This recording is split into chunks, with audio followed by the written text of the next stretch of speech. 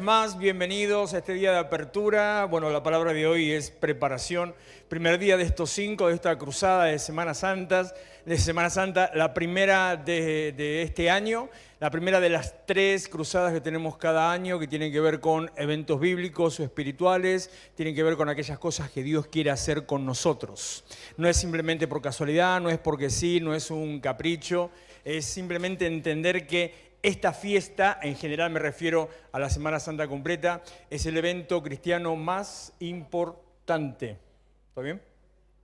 El evento cristiano más importante es la Semana Santa. No es la Navidad, aunque es la fecha comercial más popular y más conocida, sino que lo más importante del calendario cristiano es la Semana Santa, porque todo depende de lo que Jesús hizo. Todo depende del pacto de la cruz, del plan de salvación, de la obra incluso cuando estuvo muerto esos 2 días, cuando Él descendió al infierno, de la obra al resucitar, de la declaración de la resurrección, después de presentarse delante de primero sus discípulos y después de toda la gente. De todo eso depende que nosotros estemos en este lugar y como dice el apóstol Pablo, si Jesucristo no hubiera resucitado, vana sería nuestra fe. Así que todo gira alrededor de la Semana Santa.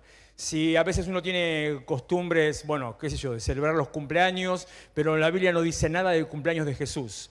Hablamos Navidad y festejamos Navidad y recordamos Navidad siguiendo la corriente tradicional, pero no sabemos realmente qué día nació Jesús. Pero sí la Biblia habla y toda la Biblia gira alrededor de la muerte de Jesús. Repito, el evento más importante del cristianismo es la Semana Santa. Así que estamos abriendo este camino, preparándonos para lo que viene. Yo sé que vamos a ver cosas maravillosas, yo sé que Dios se va a manifestar. Como decía recién Gastón, sé que el domingo vamos a tener un tiempo realmente de milagros, de respuesta, de cumplimiento, de respaldo de lo que Dios vino haciendo hasta ahora y de lo que va a hacer todavía en este día, en este domingo. Así que prepárese para eso también. Ya sabe que hoy tenemos la reunión habitual de miércoles, mañana tenemos reunión a las 20 horas también, el viernes tenemos reunión a las 20, son 2 días nada más en definitiva, más que todo lo habitual, porque el sábado ya tendríamos el culto normal, el sábado a 19 horas y el domingo, que es el acto de resurrección y el acto profético de resurrección, el domingo tenemos la reunión por la mañana.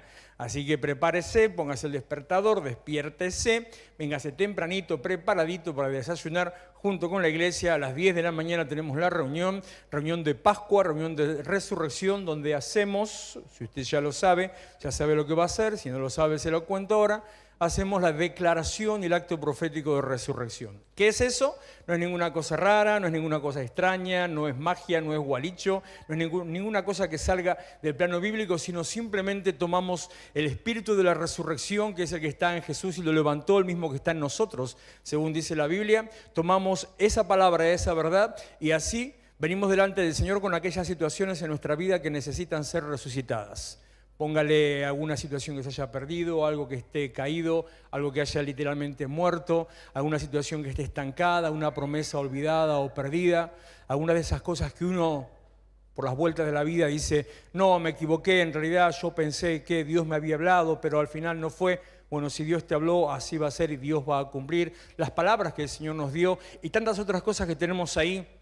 Ministerios, dones, palabras proféticas, tantas cosas que tenemos ahí esperando, dando vueltas. Dios va a respaldar, Dios va a cumplir, así que usted va a traer algo que simbolice eso por lo cual vamos a orar, algo que simbolice eso por lo cual vamos a orar. Hoy me preguntaba alguien si la situación es por mi casa, ¿qué puedo llevar? Trae la llave de tu casa.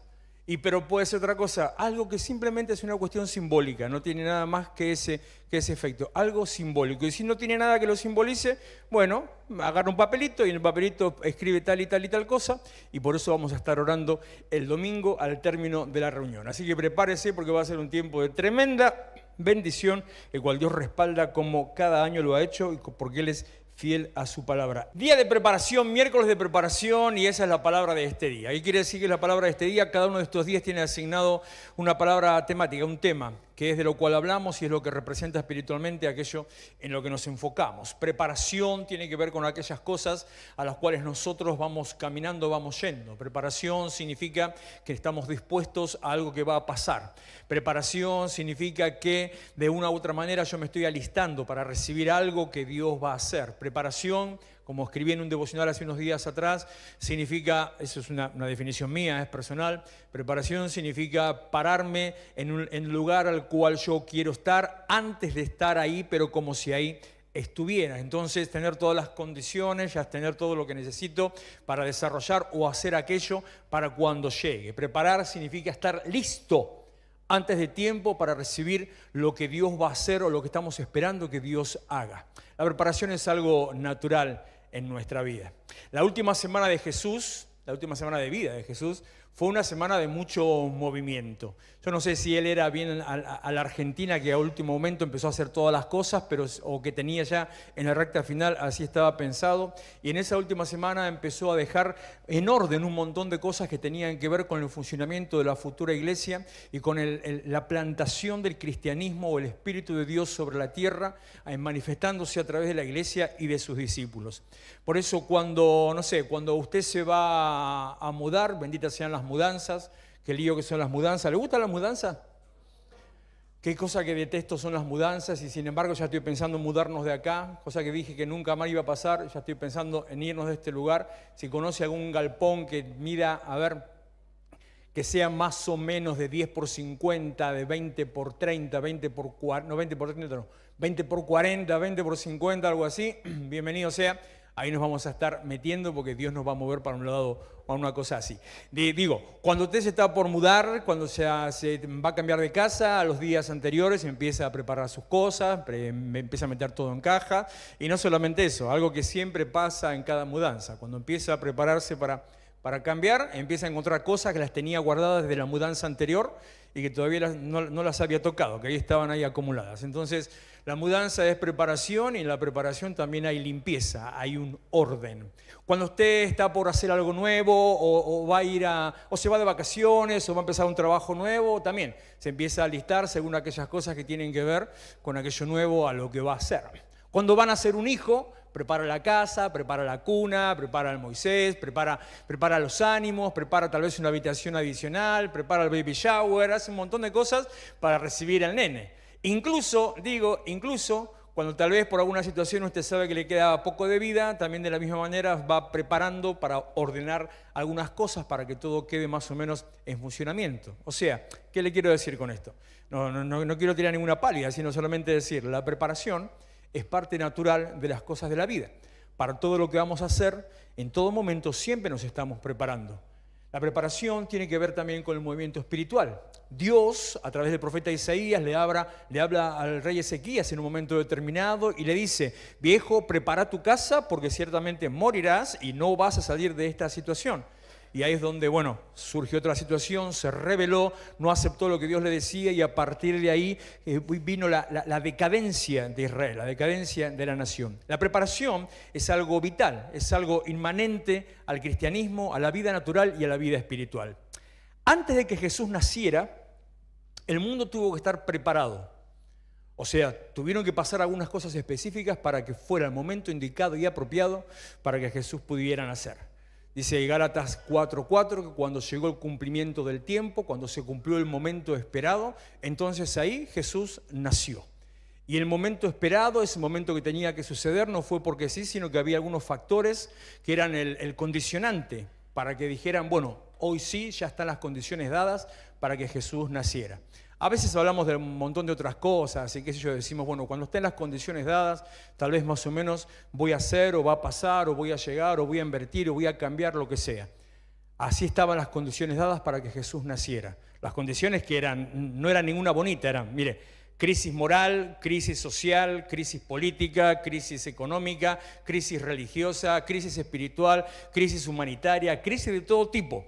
Israel estaba bajo dominación, eran casi esclavos, estaban oprimidos por el Imperio Romano, el grupo sacerdotal, o sea, el grupo religioso ni se acordaba de Dios, solamente iba por lo suyo, por sus caminos, la gente vivía en necesidad, en hambruna, había una miseria en todos lados, el Imperio Romano estaba en decadencia, había conflictos dentro del imperio, ya empezaban las crisis que después, años después, con la muerte de Herodes iba a traer, a la época de la muerte de Herodes, iba a traer la división incluso a todo el Imperio Romano. O sea, el caldo de cultivo ideal para que Jesús venga a decir, este es el momento donde yo vengo a presentarles una alternativa distinta.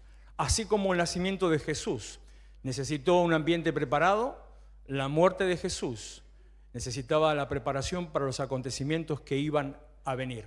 La muerte de Jesús, que iba a cambiar la historia humana, natural y espiritual, necesitaba también la preparación del ambiente en el lugar donde estaba para aquellas cosas que iban a venir y que entre esas cosas también nos incluye a nosotros. Por ejemplo, y le cuento, primero, Juan capítulo 12, fue necesario una preparación del corazón. Fue necesario que el pueblo entendiera cuál era el orden de las cosas. Fue necesario que cada cosa ocupara el lugar que tenía que ocupar para que lo que Dios iba a hacer empezara a ejercer cumplimiento, a tener un funcionamiento correcto, para que la palabra de Dios y lo que Dios quería hacer realmente funcionara, impactara y transformara. La palabra de Dios dice que es viva y eficaz, no es solamente una palabra que se suelta y algo bonito para leer, para compartir, para recitar nada más, sino que es una palabra que tiene un efecto que cambia vidas, un efecto que transforma. La vida de Cristo, la vida de la iglesia, el Espíritu de Dios tiene un efecto transformador, porque cuando usted recibe a Cristo, algo empieza a cambiar. Bueno, todo eso requiere de una preparación previa. Y la primera, preparación del corazón, preparación de un espíritu adorador. Juan capítulo 12, 6 días antes de la Pascua, llegó Jesús a Betania, donde vivía Lázaro, a quien Jesús había resucitado. Allí se dio una cena en honor de Jesús. Marta servía y Lázaro era uno de los que estaban a la mesa con él. María tomó entonces como medio litro de nardo puro, que era un perfume muy caro, y lo derramó sobre los pies de Jesús, secándoselos luego con sus cabellos. Y la casa se llenó de la fragancia del perfume. Judas Iscariote, que era uno de sus discípulos y que más tarde lo traicionaría, objetó: ¿por qué no se vendió este perfume? Pudo haberse vendido por el salario de más de un año de trabajo y dárselo a los pobres. Dijo esto no porque se interesara por los pobres, sino porque era un ladrón y como tenía a su cargo la bolsa del dinero, acostumbraba a robarse lo que echaban en ella. Parece esos que ahora andan diciendo ahí por todos lados: pero con esta plata se podían hacer rutas, se podían hacer caminos, se podían hacer escuelas. La misma historia de siempre se repite a lo largo de los milenios, se sigue repitiendo el mismo patrón de conducta. Verso 7, déjala en paz, respondió Jesús. Ella ha estado guardando este perfume para el día de mi sepultura. A los pobres siempre los tendrán con ustedes. Una palabra un poco confrontativa y controversial según cómo era la manera de Jesús. Esta mañana escribí que Jesús era un hombre de carácter, que no se dejaba asustar por nada, que no se dejaba amedrentar por las situaciones, que al mismo tiempo se callaba cuando se tenía que callar, pero cuando tenía que hablar, hablaba y no andaba con vueltas en ninguna situación. Que se paraba de mano ante la injusticia y no tenía temor de las autoridades ni de los superiores, sino que sabiendo quién era, se movía con esa autoridad que él tenía. Con esa misma autoridad y en ese mismo espíritu, en ese mismo sentir, es que dice estas palabras: a los pobres siempre los tendrán con ustedes. Pero a mí, dice él, a mí no siempre me tendrán. Digo confrontativa, digo que puede ser chocante incluso porque hay como un manto, una idea un poco extraña de que la iglesia está para sostener y asistir a aquel que está en necesidad.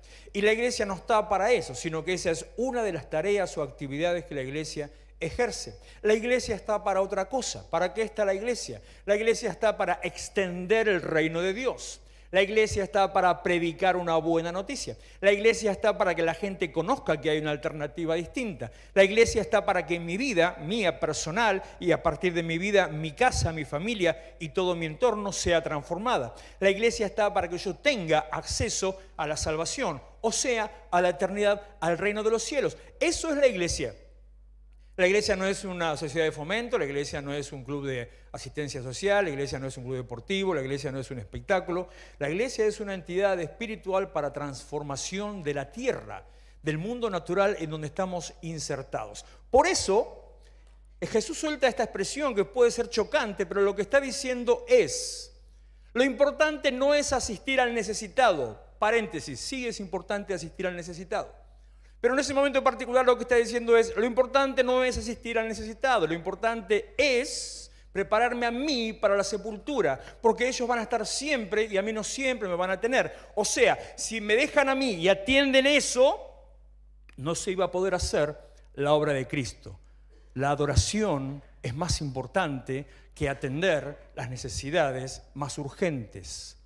La adoración debe ocupar un lugar principal, prioritario en la agenda de la iglesia. Y cuando digo la adoración, no estoy diciendo a las canciones con las cuales nos presentamos y adoramos o al tiempo de ministración espiritual. Cuando hablo de adoración, digo la adoración personal. Una adoración que es mi vida presentada delante de Dios. Una adoración que incluye mi relación y mi intimidad con Dios. Una adoración que por supuesto también tiene que ver con canciones. Una adoración que incluye el servicio, que incluye las ofrendas, que incluye la entrega. Una adoración que depende del agradecimiento. En definitiva, adoración significa reconocer a Dios, presentarme delante de Dios, servirlo a Él. En primer lugar, antes que cualquier otra cosa. Recuerdo hace unos años cuando empezó antes de que empiece la pandemia. Antes de que empiece la pandemia, exactamente, creo que fue 2 años antes, en alguna de esas tantas crisis económicas que nos suelen golpearnos a nosotros permanentemente, que la iglesia empezó en ese momento a hacer un trabajo de asistencia porque había realmente una situación de crisis alrededor.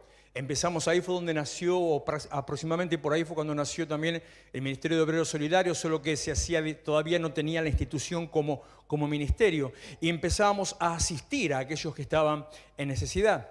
Hoy en día, los días de primicia, los días de primer culto de mes, lo que hacemos es recibir la ofrenda de mercadería, primicias, y con esa misma también se está asistiendo a aquellos que están pasando necesidad.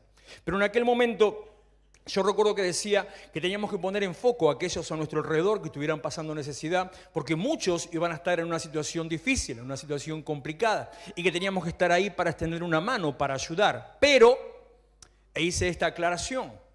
Si yo ayudo, si yo asisto, pero no doy palabra, solamente estoy prolongando la agonía.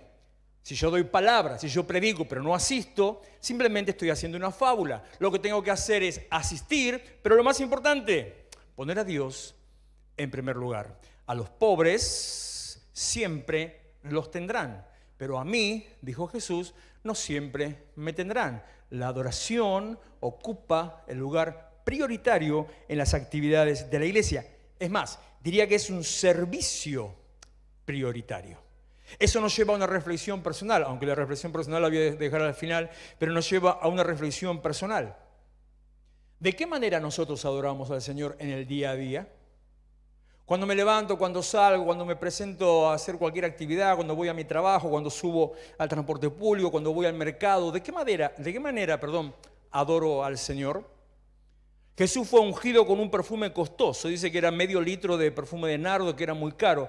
No sé exactamente, pero se estima aproximadamente, no le digo en valor real porque no hay manera real de decirlo, pero se calculaba que era el valor del sueldo de un obrero durante un año. Entonces calcule más o menos un obrero de primera categoría, o sea, sin rango, no oficial, nada, un obrero de alguna, no sé, de cualquier fábrica. Lo que gana de sueldo, eso multiplíquelo por el año, y ese sería el valor que tenía este perfume. O sea, realmente era algo bastante costoso para hacer un frasco de perfume y para ser derramado. Era algo muy valioso. A Jesús se lo ungió con algo muy valioso. Entonces le pregunto nuevamente, ¿cómo está adorando al Señor con su vida? ¿Qué es lo que de valor presenta delante del Señor? ¿Qué cosa costosa le está ofreciendo al Señor? Porque el concepto, el principio de la ofrenda en general, no estoy hablando de plata, porque si fuera a hablar de plata sería muy fácil, muy sencillo. El principio de la ofrenda no tiene que ver con la cantidad, sino que tiene que ver con la calidad. Cuando el Señor instituía al pueblo que tenía que presentar el sacrificio, decía las condiciones que tenía que tener el animal que iba a ser sacrificado. Que no tenía que tener ningún defecto, que tenía que ser así, de tal manera, algo que era valioso. Que tenía que ser un macho, ¿por qué? Porque era valioso, porque por cada rebaño hay un solo semental. Entonces si pierde uno se queda sin, necesita comprar otro. Así es como se venden los machos, los campeones en la rural. Es más valioso económicamente porque le rinde para todo el resto del rebaño. Le doy al Señor lo valioso. Hay algo curioso en la historia de Gedeón, un hecho muy, muy gracioso prácticamente, cuando el Señor le dice que vaya a pedir directamente al padre de Gedeón que ofrezca en sacrificio al segundo toro. No al primero, al segundo. Entonces, ¿por qué al segundo? Dice, porque el primero lo separamos para la ofrenda habitualmente, pero como la gente ya estaba un poquito alejada de Dios, lo que ofrecían a Dios solía ser el que andaba medio chueco, medio rengo, medio tuerto, medio mucho que no servía. Entonces más o menos lo acomodaban, le hacían un lavado de cara, lo maquillaban un poquito, le ponían pestañas postizas y ahí lo mandaban al sacrificio. Y se quedaban el mejorcito, lo dejaban ahí para el uso personal. Entonces Dios le dice, el segundo, mándamelo al sacrificio, como diciendo, te abroché, a mí no me la vas a hacer. Cuando Dios pide una adoración, no se trata de una ofrenda económica por el número, sino lo que Dios está hablando, de lo que Dios está hablando es de la calidad. ¿Qué tipo de adoración le estoy presentando al Señor? Segundo, Mateo capítulo 21, la preparación del ambiente, del entorno, del lugar donde yo estoy. Cuando se acercaban a Jerusalén y llegaron a Betfagé, al monte de los olivos, Jesús envió a 2 de sus discípulos, les dijo, vayan a la aldea que tienen ante ustedes. Así encontrarán una burra atada junto con un burrito. Desátenla y tráiganmelo. Si alguien les dice algo, respóndanle, el Señor los necesita, luego los devolverá. Los discípulos fueron, le hicieron tal y como Jesús les mandó, y trajeron la burra y el burrito, pusieron sobre ellos sus mantos. Él se sentó encima. La multitud, que era muy numerosa, tendía sus mantos en el camino. Otros cortaban ramas de los árboles y las tendían en el camino. Tanto los que iban delante como los que iban detrás lo aclamaban y decían, Hosana al Hijo de David, bendito el que viene en el nombre del Señor, Hosana a las alturas. Y versículos 10 y 11, más interesante todavía, que dice, cuando Jesús entró en Jerusalén, todos en la ciudad se conmocionaron y decían, ¿quién es este? Un ratito antes, mientras venía, lo habían puesto sobre el burro, le habían puesto los mantos, iban con las palmas que le hacían así mientras él pasaba. Toda la gente gritaba, todos contentos porque estaba entrando aquel que cumplía la profecía. Pero sin embargo, cuando entra a la ciudad, eso me está diciendo que los que iban en el camino eran solamente sus seguidores o sus discípulos. Cuando entra a la ciudad, todos se conmocionaron por el movimiento. Imagínate, ven una procesión que viene, ven una gente caminando, ven un tipo sentado arriba de un burro y ven que otros le están con las palmas así, que lo están abanicando y que la gente va como cantando. Entonces la gente salió a mirar, dijo, ¿y este quién es? Lo que a mí me está diciendo que se ve que muchos no lo conocían. Tal vez no toda Jerusalén todavía estaba enterado acerca de quién era este profeta, este rabino, de qué era Jesús. Entonces, conmovidos, otros empezaron a decir y dijeron directamente, el versículo 11, por favor. La multitud decía, este es Jesús, el profeta de Nazaret de Galilea. La preparación tiene que ver con generar el ambiente para que Jesús sea conocido. Semana Santa tiene que ver generar el ambiente para que Jesús sea proclamado y predicado. Semana Santa y la preparación de Semana Santa tiene que ver con una preparación nuestra como iglesia para que todos aquellos que estén a nuestro alrededor sepan, vean en nosotros a Cristo representado a través de nuestra vida, de nuestras acciones, de nuestras palabras, de nuestro comentario, de nuestro vivir, de nuestro accionar. Que nuestro andar diario sea o se convierta en lo que tantas veces mencionamos, decimos como el testimonio silencioso. Que en todo tiempo, sin decir mucho, sin decir nada, en todo tiempo cuando yo me mueva, por donde yo vaya, que ahí estén viendo a Cristo. Preparación tiene que ver con abrir un camino y preparar las condiciones para que, dice que toda la multitud estaba conmocionada. Abrir un camino, preparar las condiciones para que todos sepan que el rey está entrando a la ciudad. La imagen del burro y del manto y todo eso era una representación en la época, era la manera en que los reyes entraban a la ciudad. Era algo similar a eso. Entonces, eso generó un impacto doble todavía, porque él estaba entrando como un rey que estaba volviendo de la guerra, estaba entrando a tomar posesión del trono. Algo así fue lo que estaba viendo la gente cuando Jesús entraba. Entonces, preparación de Semana Santa es la necesidad de que la iglesia prepare el camino, prepare el lugar. Y cuando digo la iglesia, no digo toda la iglesia de Restauración, sino yo que soy iglesia, preparar el camino, preparar el lugar para que la gente sepa y pueda reconocer que Jesús viene, que el Rey está entrando, que está tomando su lugar. Reconozco y admito que los últimos años la iglesia en general medio como se ha corrido un poquito de ese foco y aunque trabajamos en ese sentido, A veces nos cuesta tomar el lugar de relevancia. La iglesia se diluyó bastante por sumarse un poquito a la corrección política, por no querer confrontar con la gente, por no querer ser combativa. Entonces la iglesia fue perdiendo el rol que tenía originalmente de ser transformador, de ser un eje transformador. Y nos fuimos quedando así a un costadito. Siempre recuerdo la locura que me agarró ese día, cuando estábamos ahí sí, en cuarentena todavía, ya unos meses largos de cuarentena, y ahí creo que fue por el mes de agosto del 2020 aproximadamente, creo que sí, cuando empezó un poquito la apertura y empezaron los famosos protocolos para cómo había que estar en la iglesia. Y justamente ayer me apareció en Facebook, entre los recuerdos, la foto de los 3 patrulleros en la puerta. ¿Se acuerda de eso? Qué linda época que vivimos nosotros, tío.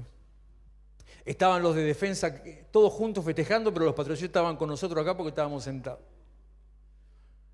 Me acuerdo que un bobo me dice en la puerta, me dice, la gente está muy junta. Digo, no, señor, el protocolo fulanito tal dice que las familias pueden estar reunidas todas juntas. ¿Y cómo sé yo que son familia? Me dice el tipo en la puerta. ¿Qué quiere que entre? Le pida el documento a cada uno a ver si son familia. Esas cosas tuvimos que pasar durante la cuarentena. Estar predicando con el poli allá. Entonces yo estoy predicando acá. O dejarla de golpe a la pastora a predicar así. Arreglate para que pueda salir la reunión y salir al frente a ver lo que estaba pasando. Bueno, en ese contexto, cuando empezó un poquito la apertura, estaba esa cuestión de las fases, toda esa cosa rara, ¿se acuerdan? Y en el protocolo de la fase tal decía, y cuando estaba la lista del orden de apertura, el punto el que mencionaba a la iglesia, estábamos en la misma línea, en el mismo renglón, en la misma categoría que clubes y sociedades de fomento. Por eso dije, no es un club ni es una sociedad de fomento. Dentro de esa categoría está la iglesia para el poder político, aunque cuando es época electoral nos aman, nos buscan, nos quieren, nos tienen todo. Esa es la categoría en que el poder político mira a la iglesia. Un club, una sociedad de fomento. Es necesario ocupar el lugar de relevancia que Dios le da a la iglesia, desde mi vida personal particular hacia la iglesia toda, mostrando a Cristo. Es necesario que yo haga acciones que muestren a Cristo. Es necesario que yo prepare el camino para que Cristo sea identificado. Tercero, Mateo 21:12, limpieza y autoridad, preparación del templo personal. Al entrar Jesús en el templo de Dios, que es la continuación del pasaje anterior, expulsó de allí a todos los que vendían y compraban en el templo y volcó las mesas de los cambistas y las sillas de los que vendían palomas y les dijo, está escrito, mi casa será llamada casa de oración, pero ustedes la han hecho una cueva de ladrones. Limpieza personal, limpieza espiritual, autoridad espiritual, limpieza del templo. Para lo que viene, para estar preparado para lo que viene, y hasta le podría decir en nuestro caso particular, para lo que viene el pacto con el cual hacemos delante del Señor el domingo con la declaración, es necesario, primero la adoración, segundo, manifestar y proclamar a Cristo, tercero, la limpieza personal. Jesús entra ahí, va caminando hacia el templo y se encuentra a las mesas de los que cambiaban los animales por plata, o el animal que no servía, o la moneda que venía de otra nación, porque había una sola moneda que se podía presentar en el templo, y los judíos venían de distintas naciones, entonces no había una moneda como hay hoy en Europa, sino había distintas monedas y ahí había que hacer el cambio, el cambio, el arbolito en la puerta, y por supuesto en todo cambio alguno se quedaba con la diferencia.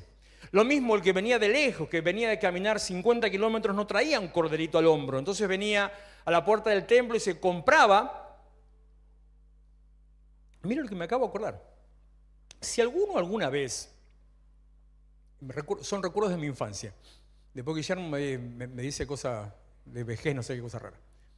Si alguno alguna vez tuvo esa experiencia extraña, estrambólica, de que los padres lo llevaran a la iglesia de Pompeya o a la iglesia de Luján, allá lejos de hace tiempo, y cuando entraba a la iglesia le hacía entrar por atrás y comprar una vela. ¿Alguno tuvo que vivir una experiencia de esa? Gloria a Dios. Lo más lindo, me acuerdo mi papá, de ahí debo salir yo también.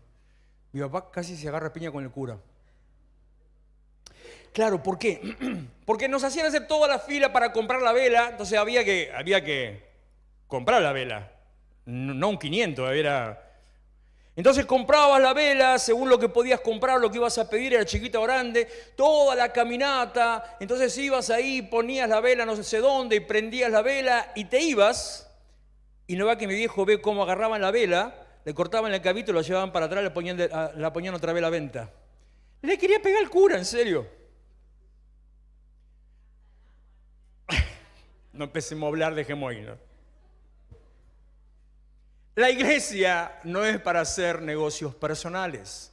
La iglesia no es para beneficio propio o personal. La iglesia no es para manipulación psicológica, emocional o económica. La iglesia no es para solamente hacer algo a mi favor, para mi quintita, para mi pueblito. La iglesia no es solamente para acrecentar en número. La iglesia no es un mecanismo, un método, una estrategia de enriquecimiento. La iglesia no es una empresa, no es un negocio, aunque nos tienen catalogado como empresa y como negocio.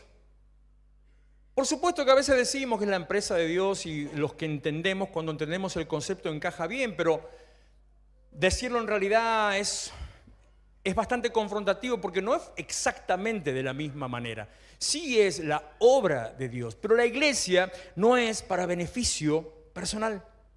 Entonces Jesús, que le agarró el pire, empezó a revolver las mesas, agarró las patadas a los cambitas, agarró un látigo y le empezó a dar sin asco a uno y a otro. Le dijo que habían convertido la casa de Dios en cueva de ladrones. ¿Por qué? Porque se estaban enriqueciendo con el dinero de las ofrendas que iban para el Señor. Lo mismo que puede ocurrir incluso en el día de hoy. Y procede a una limpieza espiritual. Una limpieza que cuando es del templo de Dios también tiene que ver con nuestro templo personal, con nuestro templo íntimo. Como dice, por ejemplo, 1 Corintios capítulo 5, versículo 7. Desháganse de la vieja levadura para que sean masa nueva, panes sin levadura como lo son en realidad. Porque Cristo, nuestro Cordero Pascual, ya ha sido sacrificado. Así que celebremos nuestra Pascua, que ya viene, no con la vieja levadura, que es la malicia y la perversidad, sino con pan sin levadura, que es la sinceridad y la verdad. Es tiempo de una limpieza personal. Veníamos hablando las últimas semanas respecto de la transformación, una limpieza personal. Todas aquellas cosas que están en nosotros y que no son del agrado de Dios, aquellas cosas que hacemos y que a Dios no le gusta que hagamos, aquellas cosas en las que metemos mano y que no deberían estar en el templo, y el apóstol Pablo dice, agrega que somos templo, es tiempo de hacer una limpieza. Y no suficiente con eso, Jesús dice, han convertido mi casa, que es casa de oración, en cueva de ladrones. Restauró el funcionamiento. Restableció el lugar que le correspondía. Dijo, la iglesia es para esto. La iglesia es para tener una relación con Dios. Curiosamente o casualmente, o porque en realidad así surgió hace tantos años atrás, es una de esas patas de trabajo de la visión de nuestro ministerio, de nuestra iglesia. Primera, restaurar las almas. Segundo, restaurar las mentes. Tercera, restaurar los ministerios. Como verán, mi garganta todavía está bastante para atrás. Y cuarta, en último lugar, pero no menor, sino solamente en último lugar porque le queda el cuarto lugar, restaurar la iglesia. ¿Qué quiere decir restaurar la iglesia? Sacar todas las capas de pintura que se fueron metiendo una tras otra arriba de lo original y volver a que reluzca y que salga a flote lo que verdaderamente es lo de Dios. Sacar las costumbres y tradiciones de los hombres y que se restablezca y resplandezca como Dios quiere que sean las cosas. Eliminar aquellas cosas que se oponen a la palabra de Dios o que se han puesto por encima de la palabra de Dios o que han tergiversado la palabra de Dios y volver a los orígenes de la palabra de Dios. Siempre dije, no es fácil. Es más, hace unos años yo decía, este es un laburo imposible. Hoy no digo que es imposible, pero sigo diciendo, no es algo fácil. Es un tiempo en el que debemos proceder a la limpieza personal, la limpieza espiritual y a tomar autoridad. La preparación para recibir el pacto de la cruz, el pacto de la sangre. Bueno, mañana vamos a hablar del pacto de la sangre. El pacto de la sangre, el pacto de la cruz y el pacto de la resurrección. La preparación para recibir el beneficio de ese pacto incluye limpieza. Y esa limpieza incluye sacar de tu vida aquello que ya no tiene que estar. ¿Viste? Como cuando mamá te habla así. Ta, ta, ta, ta, ta. Sería bueno para pensar, ya casi termino, pero antes de llegar al final. ¿Qué situaciones, qué cosas, qué estoy haciendo? ¿Dónde meto mano? ¿Dónde estoy parado? ¿Cómo me muevo? ¿Qué cosas en mi vida no son del agrado de Dios? Le voy a decir una para que tenga así como una medida, para que sepa qué fácil que es. No hace falta orar para saber. No hace falta indagar en la Biblia. No hace falta que venga un profeta a decirte. No hace falta tener un entendimiento escritural. Ah, no, pero yo no sabía, no me daba cuenta. Usted sabe qué es lo que está haciendo, que no es del agrado del Señor. Cuarta y última, preparación del corazón y discipulado. Juan 13 al 17, no voy a leer, tranquilo, no se me asuste, son 5 capítulos completos. De Juan 13 al 17, Jesús sentó las bases de lo que iba a ser la iglesia que estaba por nacer. En la última cena, que fue, si usted empieza a leer Juan desde el 13 hasta el 17, todo lo que está ahí adentro, esos 5 capítulos, fue la charla de la mesa de la última cena. A veces no nos damos cuenta porque nos desubicamos al estar mirando o al estar leyendo los textos. En la mesa, mientras charlaban, mientras compartían el pan, mientras que mojaban el pan en el aceite a la costumbre judía, mientras tomaban una copa de vino, bla, bla, bla, bla, bla, que contraían algún chisme, algún chimento, que pasó en la otra sinagoga, viste fulanita y Pedro con quién se peleó ahora, esas cosas así. En esas charlas, Juan 13 al 17. Y en esos 5 capítulos, repito, fue una masterclass. Se puso ahí a nivel de coach y empezó a decirles: lo que viene es así. Y empezó a preparar a sus discípulos. Les habló de, servicio, amor, consolación. Les prometió el Espíritu Santo. Les habló de fruto, de permanencia. Les advirtió acerca de la persecución que iba a venir. Les explicó la función y ministerio del Espíritu Santo. Qué era, para qué era y cómo funcionaba. Les aseguró la victoria sobre las pruebas. En el mundo tendrán aflicción, pero confíen, yo vencí al mundo. Juan 16, 11. Les dio una clase de teología, hablando de lo que era la relación entre él y el Padre, la relación entre él con ellos y la relación entre ellos. Toda una clase de alta teología. Y terminando, Juan capítulo 17, le habló acerca de la unidad, de la genuina unidad. La unidad espiritual y la unidad de la iglesia. Que así como tú y yo somos uno, que ellos sean también uno del mismo modo. Eso es un discipulado, eso es una formación, eso es una preparación, eso es una delegación. En este tiempo de preparación, que donde ya estamos adentro de Semana Santa, en realidad empieza mañana, pero en este tiempo de preparación para el cumplimiento del pacto, el pacto de la sangre, el pacto de la cruz y el pacto de la resurrección, para recibir los beneficios del pacto de la sangre, el pacto de la cruz y el pacto de la resurrección, es necesario también entender que la iglesia tiene un carácter formativo. La iglesia no es un club, la iglesia no es un lugar de esparcimiento, la iglesia no es un lugar de entretenimiento, aunque pueda tenerlo y pueda hacerse. La iglesia no es para beneficio personal, la iglesia no es una empresa, la iglesia no es un negocio, la iglesia no es solamente para venir a buscar algo, la iglesia es para venir a dar. La iglesia no es un lugar donde vengo a encontrarme con mis amigos, aunque también seguramente me encuentro con mis amigos. La iglesia es el lugar espiritual, la entidad espiritual para la transformación del lugar donde estoy. Y todo eso requiere de mi formación, y cuando Jesús los formó a ellos, para que ellos formaran a la siguiente generación. Cuando usted agarra el libro de los Hechos, vemos ahí a los apóstoles que ellos agarraban las escrituras y les enseñaban a los demás. Les hablaban, les explicaban, iban de casa en casa hablando de las cosas que Jesús les había hablado. La iglesia tiene un carácter formativo, porque ¿cómo van a saber si no se les cuenta, si no se les explica? ¿Cómo van a entender que la única salida está en la iglesia?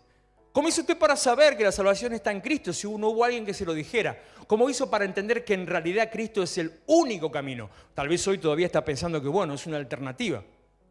Estos días alguien me dijo, yo cambié de religión, ahora soy de la religión cristiana. ¿Vio qué cosa rara? No, porque ayer estaba hablando con una persona, ¿cómo digo? No cristiana, bueno, católica. Y entre una conversación que estaba teniendo le digo, ¿por qué no probás con la iglesia? Así le dije, ¿por qué no probás con la iglesia? Y me dice, ¿la iglesia cristiana? Y me da ganas de decirle, y más vale, ¿qué otra iglesia hay? No sé por qué dicen que la iglesia católica no es una iglesia cristiana. No entiendo todavía. Y al mismo tiempo, ¿cómo no se dan cuenta de lo mismo que están diciendo? Dicen, no, porque la iglesia cristiana son... Y escúchame, ¿a quién seguís vos? Si no estás siguiendo a Cristo, ¿a quién estás siguiendo? Entonces, vuelvo al punto. ¿Quién fue el que le dijo que el único camino es Jesucristo? No es un cambio de religión, es un cambio de vida. Alguien que entendió que eso provenía de él. ¿Quién es el que lo formó, el que la guió en los primeros pasos del ABC del discipulado, del evangelio? ¿Quién le explicó cómo tenía que presentarse delante de Dios, cómo tenía que orar, cómo se lee la Biblia o qué tiene que leer la Biblia? ¿Cómo hizo para saber algunas cosas que son de alto carácter espiritual, pero que en realidad tienen que ver con la cosa práctica, como ofrendar, como orar, como congregar? ¿De dónde lo sacó? La iglesia tiene un carácter formativo que no termina, no se resume solamente en el adentro, sino es del adentro para el afuera. Porque la palabra iglesia, en el original griego eclesia, significa la reunión de los notables. ¿Y sabe de dónde salió la idea? La copia que toman los griegos con la eclesía es la idea del formato antiguo de las ciudades-estado, que en el Antiguo Testamento lo va a ver mucho. Por ejemplo, habla de eso Ruth, habla de eso Job, que los ancianos de la ciudad se reunían a las puertas. Los ancianos de la ciudad eran los notables de la ciudad, y cuando se reunían a las puertas lo que estaban haciendo, estaban juzgando casos de la ciudad. El lugar para hacerlo era la puerta para ser visto de todos. Después, con el correr del tiempo, sería algún salón, después sería algún edificio, qué sé yo. Pero la vista de todos eran los notables. De ahí surge la idea y se convierte en eclesía, la reunión de los notables para salir a transformar la ciudad, para resolver los asuntos de la ciudad, para dirigir los caminos y los pasos de la ciudad. La iglesia tiene un carácter formativo para formar a los cristianos de esta generación y la siguiente generación, para que sean los adultos de la siguiente generación, para que impacten en un mundo que está todavía y cada vez más perdido. Es necesario entender y ser discípulo del Señor. La iglesia tiene un carácter formativo. Ser cristiano es ser seguidor de Cristo. Ser seguidor de Cristo significa andar como Él anduvo. Y la iglesia debe estar preparada para transitar en el camino que le toque vivir. En cada tiempo la iglesia tiene que ser relevante. Primero, adoración en primer lugar. Segundo, preparar el camino para que Cristo sea reconocido. Tercero, limpieza personal. Cuarto, discipulado. Si pasamos esos 4 pasos, ya estamos listos para, a partir de mañana. Hoy fue el día de preparación, mañana es el día de compromiso, donde presentamos la última cena, donde el Señor se comprometió delante de sus discípulos y los comprometió a ellos a hacer una tarea, por eso compromiso. Ya estamos delante de el beneficio del pacto que viene sobre nosotros. Pero hoy usted tiene que tomar una decisión.